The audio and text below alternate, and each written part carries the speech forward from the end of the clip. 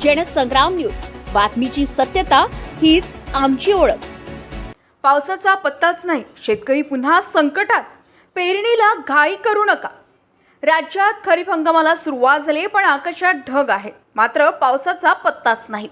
रोहिणी आणि मृग नक्षत्र कोरडे गेल्यानं शेतकऱ्यांची चिंता आता वाढू लागली। तापमान तब्बल 40 अंशाच्या वर कायम असून पावसाअभावी शेतकरी पेरणी करावी की थांबवावी या संभ्रमात सापडलाय। हवामान विभागाकडून वारंवार पावसाचा अंदाज वर्तवला जात असला तरी प्रत्यक्षात अनेक भागात समाधानकारक पाऊस झालेला नाही। त्यामुळे घाईघाईत पेरणी करणाऱ्या शेतकऱ्यांचे मोठे नुकसान होण्याची भीती व्यक्त केली जात आहे।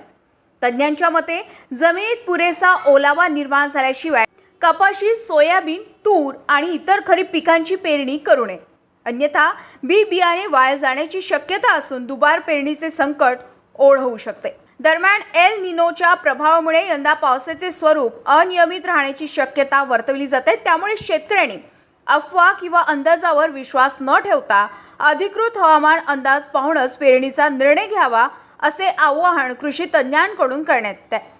एकीकडे वाढते तापमान, दुसरीकडे पावसाची प्रतीक्षा आणि तिसरीकडे डोळ्यात स्वप्न घेऊन आभाळाकडे पाहणारा बळीराजा। आता सर्वांच्या नजरा लागल्या आहेत खोळंबलेल्या पेरणीकरिता पहिल्या दमदार पावसाकडे। रविराज घुमे, जनसंग्राम न्यूज, वर्धा।